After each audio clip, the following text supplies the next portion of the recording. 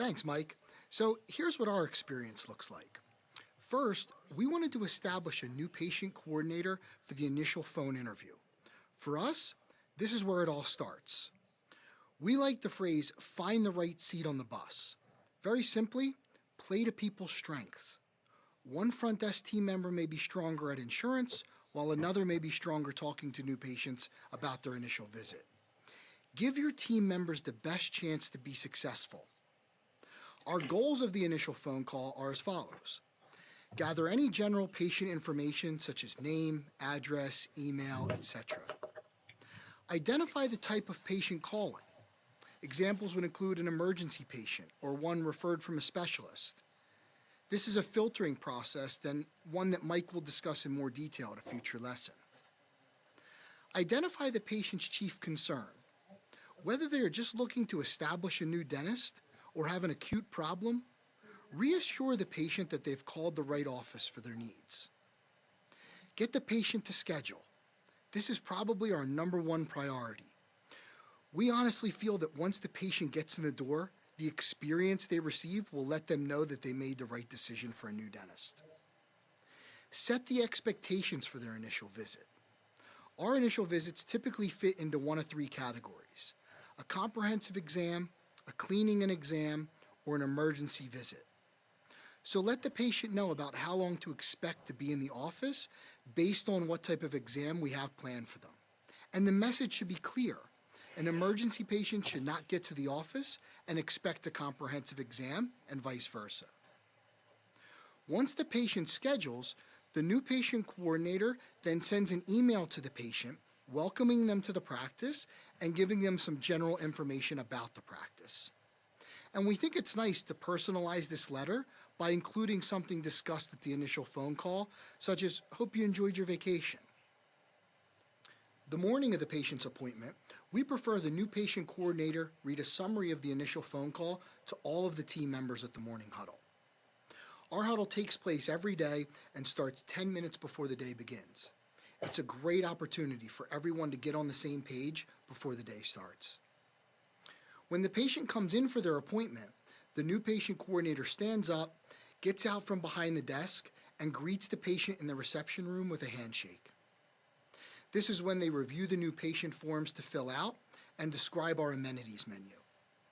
We supply patients with various amenities such as neck pillows, blankets, iPods, etc., and even ask patients what their preferred magazine or TV station is so we can have it ready for them when they arrive.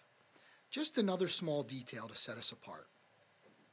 While the new patient is filling out their forms, a handoff takes place between the new patient coordinator and the assistant that's going to be with that new patient.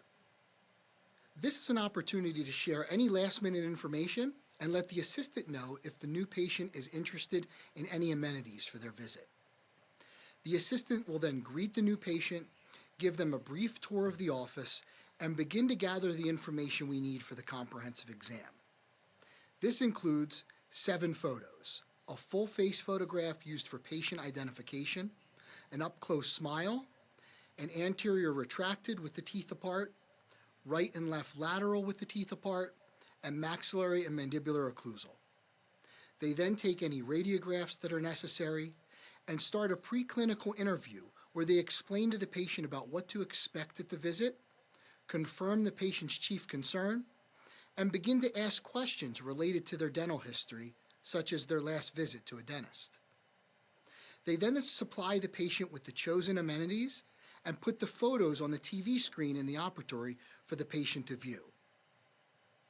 Then comes another handoff between the assistant and the doctor. The goal of the assistant is to summarize the information gathered at the preclinical interview. This is typically done behind closed doors so that when we get into the room, we can recap that interview with the patient. Doing it this way, we found that many patients are impressed by the communication that takes place behind the scene. To me, there's nothing worse than visiting a doctor's office and getting asked the same question 2 to 3 times by different team members. Finally, we get to the comprehensive exam. We've customized our own exam form in a way that flows for us. We've made this form accessible for you to print out and customize it based on what works for you.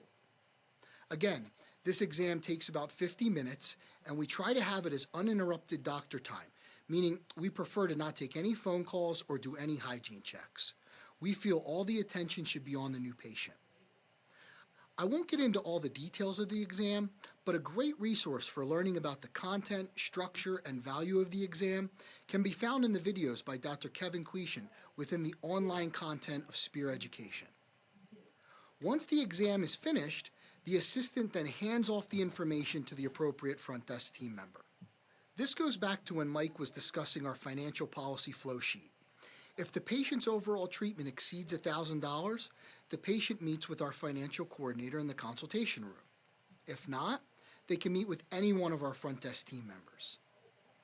The patient is then scheduled for a cleaning and any work that needs to be done. And we try to double up these appointments in the same day to maximize the patient's visit to the office. The front desk team member that scheduled the patient leaves the appropriate hygienist a CNR form. CNR stands for Chart Needs Review. This way, the hygienist has an opportunity to review the findings from the exam prior to seeing the patient for the hygiene visit. Once the hygienist sees the patient for their first visit, she will reinforce and follow up with some of the important information gathered at the comprehensive exam. The goal at that point is to keep the patient on a recall program and welcome them into our family of patients. I know this seems like a lot of steps, but the key is to practice, practice, practice. Prior to rolling this out, we set up a mock new patient scenario and walked through it as a group to make sure we were all comfortable with the flow. Again, set the time aside to do things like this. You will definitely see the benefits. It's now become a very routine and efficient process for the entire team. It's kind of hard to imagine we did it any other way. Thanks so much for joining us on this lesson. In our next lesson, Mike will get into more details about filtering patients into the right exam.